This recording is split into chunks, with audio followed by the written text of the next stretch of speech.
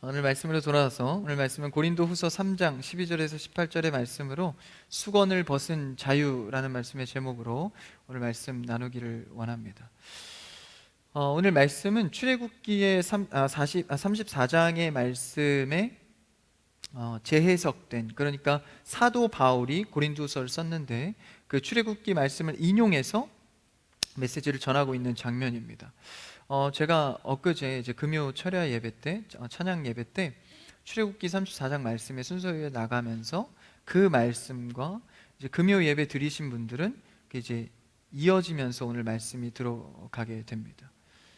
이 금요 예배 때 말씀을 듣지 못했어도 이 말씀대로 이 출애굽기에 재해석된 사도 바울의 말씀을 보게 됩니다. 오늘 말씀의 첫 절을 한번 읽어볼까요? 12절인데요 3장 12절 한번 같이 읽어보겠습니다. 12절 시작. 이 있으므로 담대히 말하노니. 이제 사도 바울이 말씀을 열어가면서 12절에서 소망이 있대요. 어떤 소망에 대해서 담대히 말한다. 그러니까 우리가 붙잡아야 할 오늘의 메시지가 바로 이 소망입니다. 출애굽기 말씀을 빌려서 열거하면서 어떤 소망으로 기결되는지를 우리가 놓치지 않고 쭉 따라가서 말씀을 받기를 원하는데요. 한번 그 말씀, 그 다음 13절을 한번 같이 읽어볼까요? 13절입니다. 시작. 우리는 모세가 이스라엘 자손들에게 장차 없어질 것의 결국을 주목하지 못하게 하려고 수건을 그 얼굴에 쓴 것 같이 아니하노라. 여기서 이제 출애굽기 말씀을 바로 인용해서 사도 바울이 말을 합니다. 모세가 이스라엘 자손들에게 장차 없어질 것에, 좀 말이 어렵죠. 결국 주목하지 못하게 하려고. 이 말을 간단히 다시 바꾸면 없어질 것에 주목하고 있다는 거예요. 그러니까 영원하고 완전한 것에 주목하지 않고 지금 잠깐은 좋지만 나중에 없어질 것에 너무 주목하고 있기 때문에 그것을 가리려고 한다. 그러니까 출애굽기 말씀을 따라서 우리가 그 말씀을 좀 알 필요가 있는데요. 모세가 당시에 하나님께서 주신 말씀을 받고 시내 산에서 내려오는데, 내려올 때 얼굴의 광채가, 하나님의 영광의 광채가 너무 빛난 거예요. 그래서 그 빛나는 과정 속에서 이스라엘과의 대화 모습들이 나오는 것을 인용한 겁니다. 여러분, 하나님의 말씀을 받은 자들은요, 얼굴에 광채가 있는 겁니다. 이게 뭐죠? 근심이 없는 거예요. 얼굴에 빛이 나는 겁니다. 과학적으로 증명된 건 아니지만 말씀을 받은 자들은 피부가 좋아집니다. 저를 보십시오. 빛 때문이 아닙니다. 하나님의 말씀을 받은 자들은요, 정말 얼굴이 밝아집니다. 이건 사실입니다. 근심 걱정 없이, 그 말이 뭐예요? 근심은 있죠. 사는데 근심이 왜 없겠습니까? 근데 뭔가의 소망을 두고 뭔가의 믿음직한 뭔가를 바라보니까 현재 내가 근심이 있지만 장차 올 선하신 하나님의 계획을 바라볼 때 이 근심이 안 되는 거예요. 그렇죠? 여러분, 믿을 구석이 있으면 현재 어려워도 미소를 짓게 됩니다. 이런 거 경험해 보셨어요? 어려움이 와도 나한테 듬직한 뭔가가 있으면 이 얼굴이 어두워질 수가 없는 겁니다. 믿을 게 없고 해도 공허하고 의심되고 이러면은 자꾸 낯빛이 어두워지는 것이죠. 여러분이 말씀을 통해서 얼굴에 광채가 있기를 축복합니다. 밝아지세요, 여러분. 하나님의 말씀은 우리를 밝게 합니다. 그래서 눈, 코, 입이 어떻게 생겼나 보다, 여러분들, 미혼이신 여러분, 저까지 포함해서 사람은 인상을 봐야 됩니다. 아, 눈이 크네, 코가 높네. 그래서 그런 세상적인 것에 자꾸 끌려가다 보면 인상을 못 보죠. 아, 저 사람 참 인상이 좋다, 얼굴에 인생이 들어있다, 그러지 않습니까? 어쨌든 우리는 말씀을 통해서 근심이 사라진 밝은, 영이 밝은, 그렇죠? 얼굴 광채가 너무나 빛났다는 거예요. 그래서 그 출애굽기 사건을 인용합니다, 바울이요. 그 사건 현장을 한번 가볼까요? 그럼 우리가 출애굽기로 가야겠죠? 성경책 있으신 분들은 조금 멀지만 가셔도 됩니다. 출애굽기 34장, 또 띄워주면 좋겠어요. 34장 29절인데요 한번 우리가 읽어볼까요? 29절 시작. 모세가 그 증거에 두 판을 모세의 손에 들고 시내산에서 내려오니 그 산에서 내려올 때 모세는 자기가 여호와와 말하였으므로 말미암아 얼굴 피부에 광채가 나나 깨닫지 못하였더라. 자, 얼굴에 광채가 났다는 것은 그냥 그 사람이 밝아 보여서 이미지상 그냥 박내라고 한 게 아니라 모세 얼굴에 실제 피부에 광이 났다라는 거예요. 그러니까 그게 뭡니까? 사건은 그렇습니다. 이스라엘이 광야 시절을 지나면서 가장 극심한 죄 뭐였죠? 바로 금송아지 사건입니다. 모세가 이스라엘 백성들을 이제 가나안 땅으로 이끌어 가면서 광야에 40년 생활을 지냅니다. 근데 하나님께서 결정적인 순간에 모세를 부르셔서 이제 율법, 말씀을 주십니다. 십계명을 주시죠. 그 말씀을 주실 때 산으로 부르십니다. 근데 그때 이스라엘 백성들이 이제 산 밑에 남아 있었던 것이죠. 남아 밑에 있는데 이제 모세가 말씀을 받고 올 때가 되는데 안 오는 거예요. 하루, 이틀, 한 달이 지납니다. 한 달이 지나도 오지 않으니까, 눈에 보이지 않으니까, 안 보이니까 금송아지를 만들게 됩니다. 그래서 그 죄 때문에 모세가 율법을 받고 내려왔을 때 첫 번째 그 돌판을 갖고 내려왔을 때 그 돌판을 던져버립니다. 너무 화가 나서. 그래서 두 번째 산에 올라서 오늘 인용한 말씀이 두 번째 돌판을 받아서 내려온 거예요. 영광의 빛.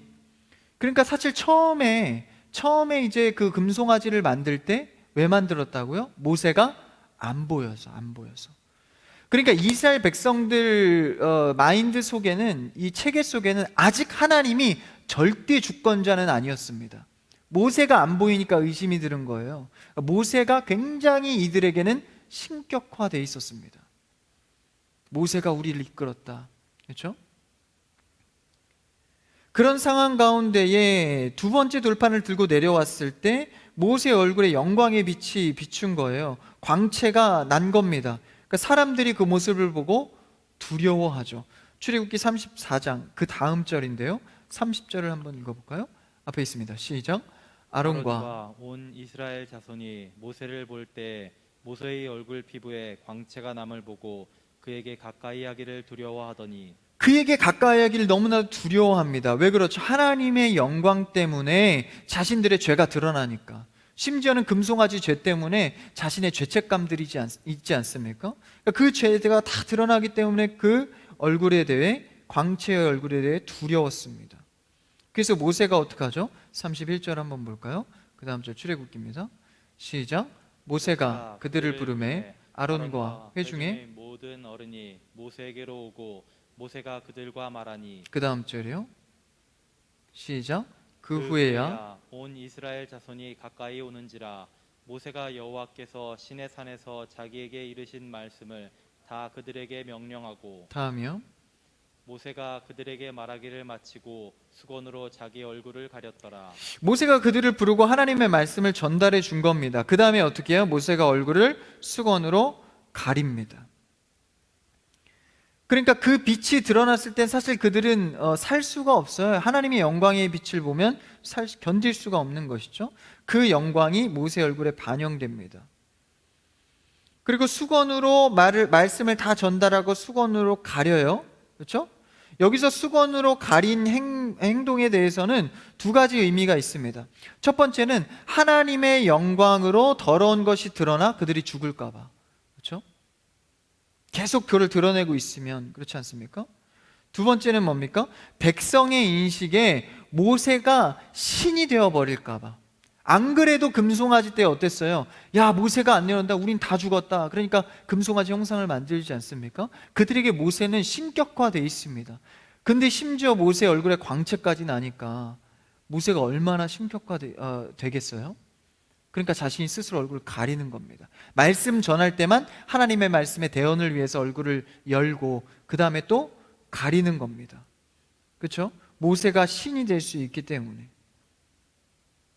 그래서 모세가 애굽의 인도자 자리는 철저하게 누구로 돌려드리려고 하는 거예요? 하나님으로. 주권자 하나님으로. 여러분, 하나님의 자리를 뺏는 여러분 되지 않기를 축복합니다. 그러니까 우리가 신앙생활 하다 보면요, 은근히 하나님의 자리를 탐할 때가 있습니다. 아우, 제가 언제 그 거창한 자리를 탐합니까? 근데 여러분, 하나님의 자리를 탐하는 것은 굉장히 어려운 일이 아닙니다. 그 주권만 조금만 돌리면, 내 공으로, 내 의로만 조금만 돌리면 그 자리가 바뀌기 쉽습니다. 가장 조심해야 되는 게 누구죠? 교회에서 사역자들입니다.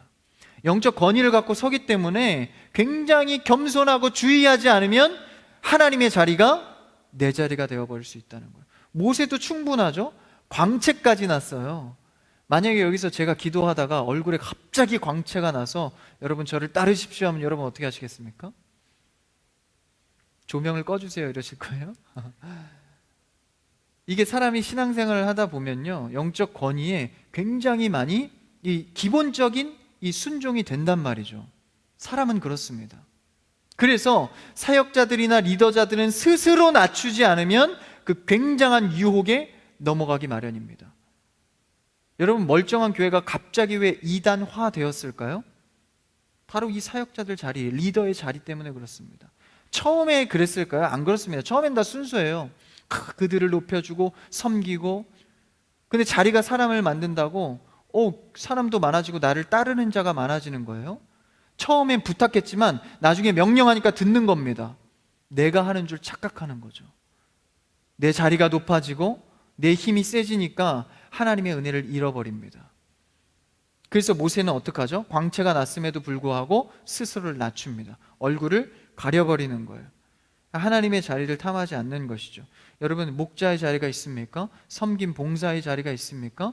여러분, 부단히도 여러분의 얼굴을 가리셔서 낮아지기를 축복합니다. 시간이 가면 아무리 성향이 기질이 겸손해도 여러분, 사람은 누구나 죄인입니다. 자리가 1년, 2년 나를 만들어가기 시작하면 이 유혹에 넘어진다라는 것이죠.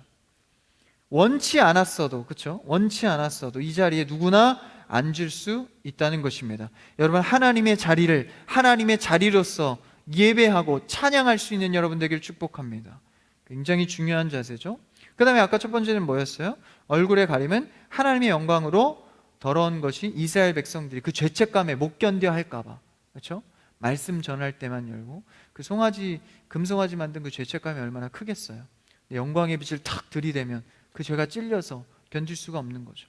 그래서 말씀 전할 때만 수건을 열고 그때는 가렸다는 거예요. 어떤 이런 행동을 하게 되는 것이죠. 그래서 이스라엘 백성들의 인식 속에 모세가 신의 자리로 가지 않도록 스스로 했다는 것입니다. 그래서 애굽으로에서 인도한 자가 모세가 아니라 하나님이라는 것, 전적인 하나님의 은혜라는 것을 알게 하기 위함이죠. 여러분, 우리의 삶의 모든 과정들이 전적으로 하나님의 은혜로 인식되기를 축복합니다. 그러니까 자꾸 우리는 결과만 갖고 하나님의 은혜로 생각할 때가 많아요. 열심히 내가 노력해서 어쩌고 저쩌고 해서 결과로 너무 잘 됐어. 하나님, 이거 너무 잘 됐어요. 하나님 영광 올려드립니다. 역시 하나님이 하셨군요. 근데 그 과정을 잘 살펴보면 어때요? 다 그냥 내 마음대로 했어. 결과만 잘 됐어. 과연 그게 말 한마디로 영광이 올려질까요? 안 된다라는 겁니다. 우리는 과정 속에서 늘 하나님의 은혜를 인식해야 합니다. 그래서 여러분, 작은 거에서부터 고백할 수 있는 습관이 필요해요. 작은 거서부터, 그렇죠? 조그만 일에도, 하루에도 수많은 일들이 많이 있지 않습니까? 작은 일에도 여러분, 하나님이 하셨습니다. 하나님 감사합니다. 여러분, 우리 친한 성도들이나 아니면 우리 형제 자매들끼리도 감사하다, 미안하다, 고맙다 표현 많이 하지 않습니까? 여러분, 하나님께 얼마나 고백하고 계십니까? 오늘도 교회에 도착해서 어려운 상황 가운데 예배 드릴 수 있구나. 하나님 감사합니다. 이 습관들이 뭐예요?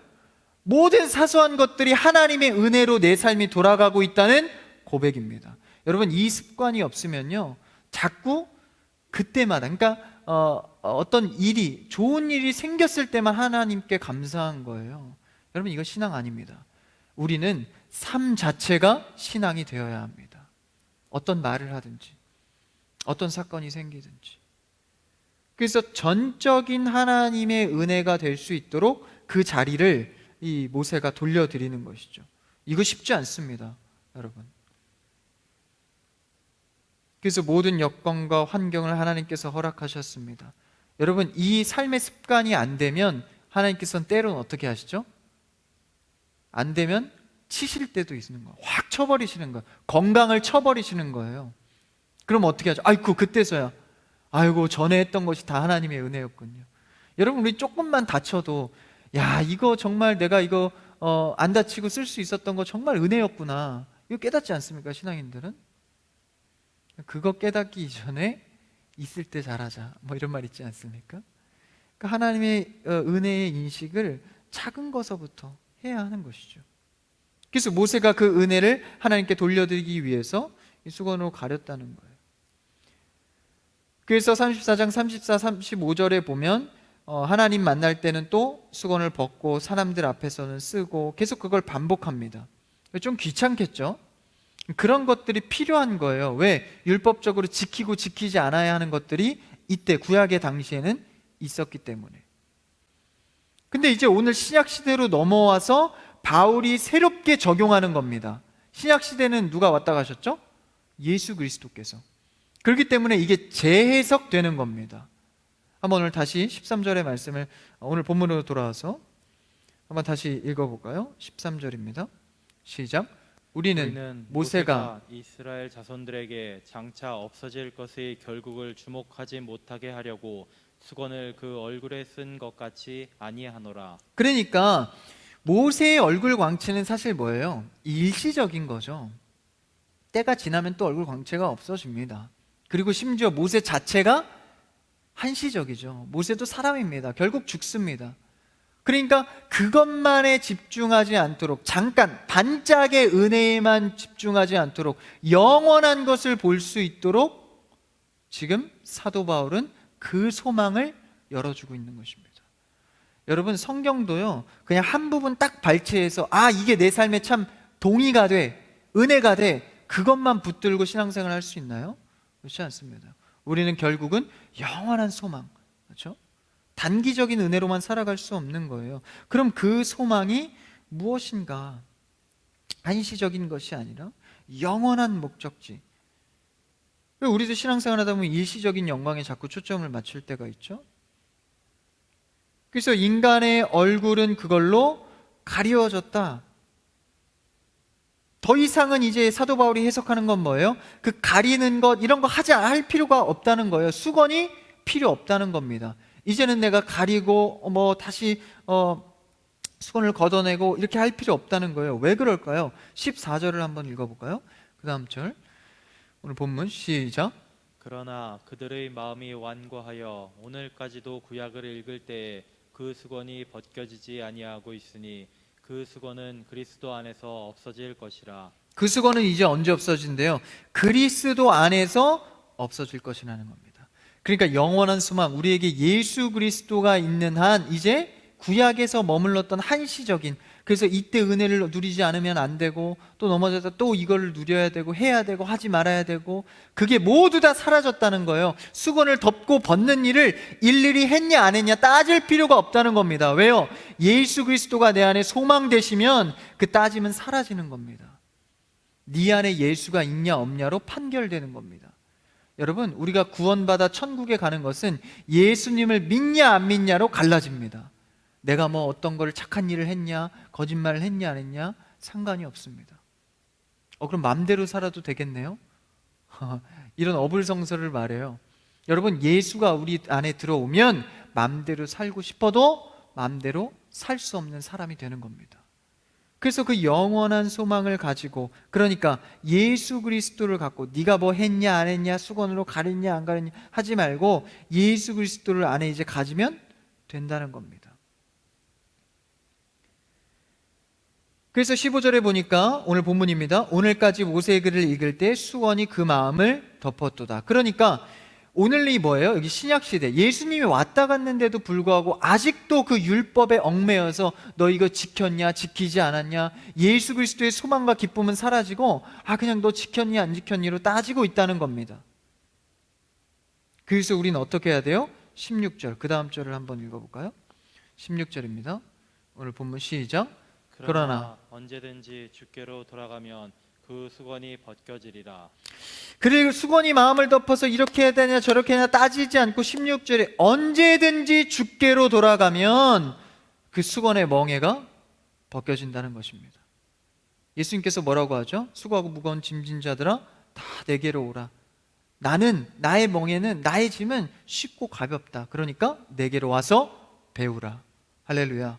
그러니까 예수님께서 그 멍에를 자유롭게 하신다라는 거예요. 그래서 우리가 할 것은 무엇입니까? 주께 돌아오는 것. 표현이 좀 문학적이죠. 주께 돌아와라, 주께 돌아와라. 예배당으로 돌아와라, 온라인 예배를 그치고 이런 걸까요? 그런 게 아닙니다. 그런 게 아니고 주께 돌아온다는 것은 예수 그리스도가 누군지를 아는 것입니다. 여러분, 세상에서 관심 많은 거 여러분 배우기를 원하시죠? 근데 여러분, 예수 그리스도를 얼마나 배우기를 사모하십니까? 궁금해하십니까? 예수 그리스도가 어떤 분인지를 궁금해하시나요? 그것이 주께 돌아갈 때입니다. 주께 돌아오는 것은 예수님이 누구인지를 배워가는 겁니다. 배워가다 보면 내 안에 뭐가 들어오죠? 십자가의 충격이 들어옵니다. 덜컥, 예수님이 십자가의 은혜, 나를 위해서 이런 희생을.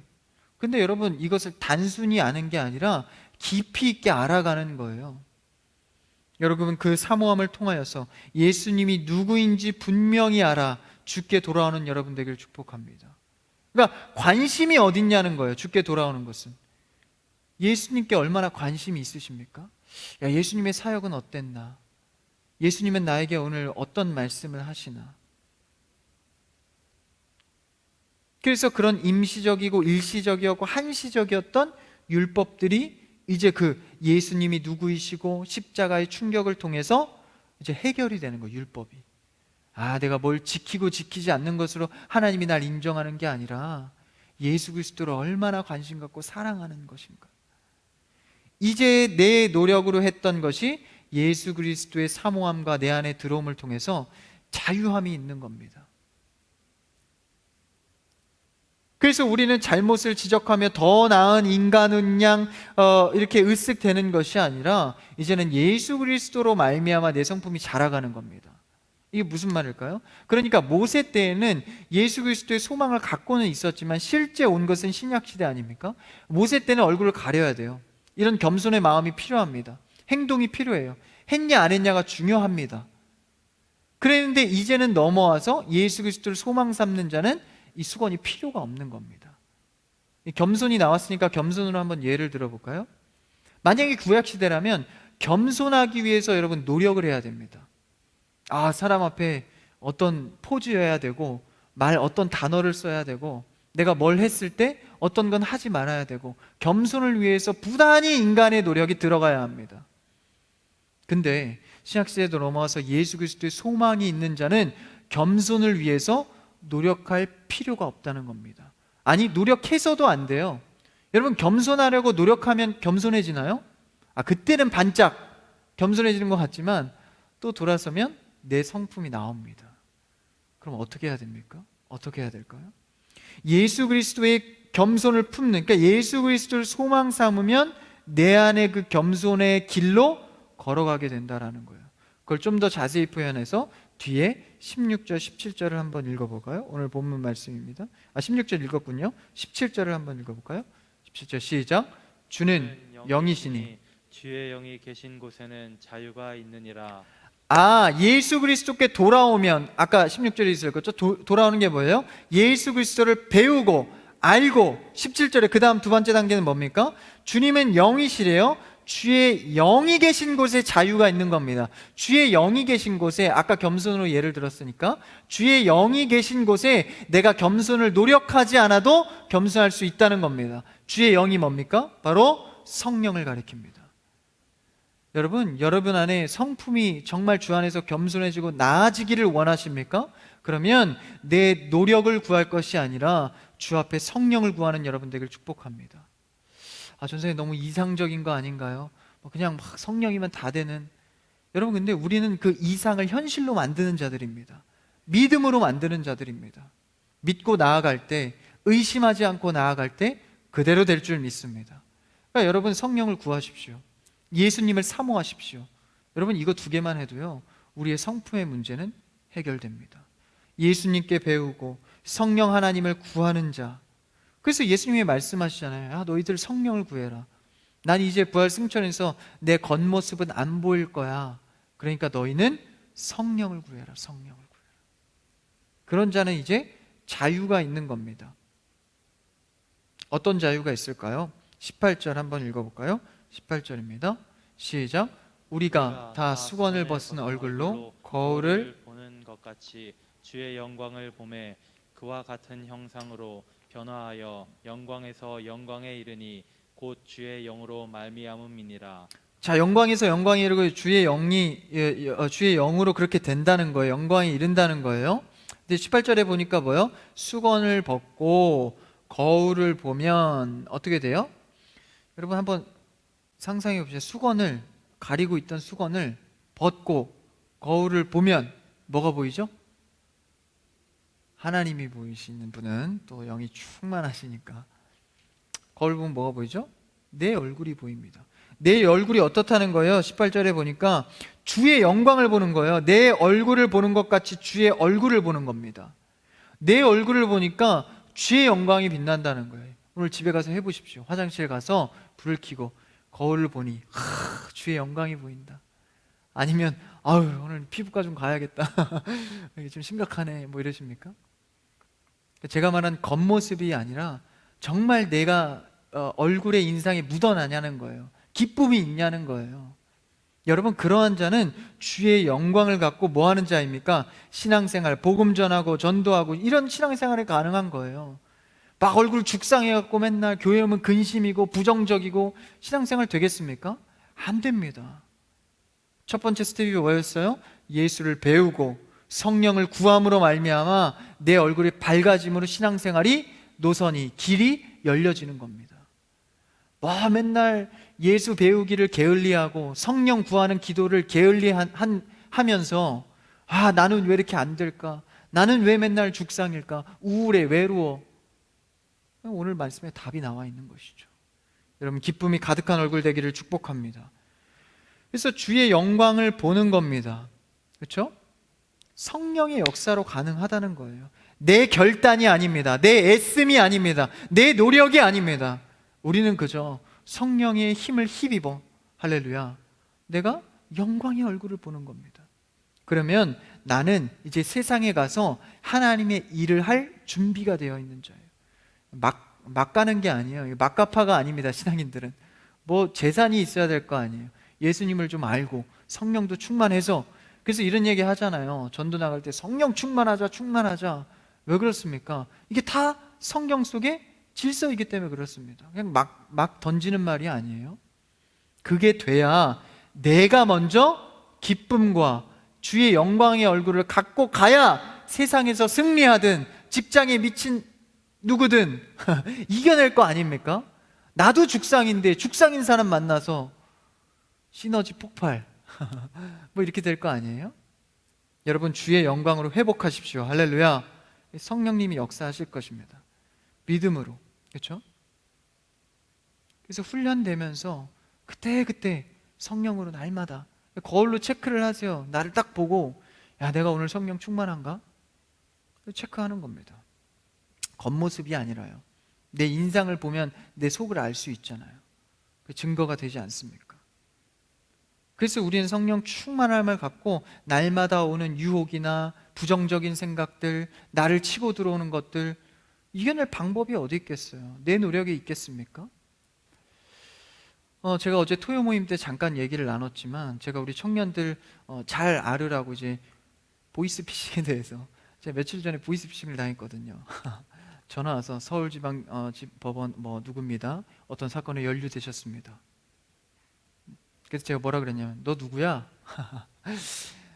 그래서 싸웠어요 좀. 원래는 제가 끊습니다. 네 감사합니다 이러고 끊어요.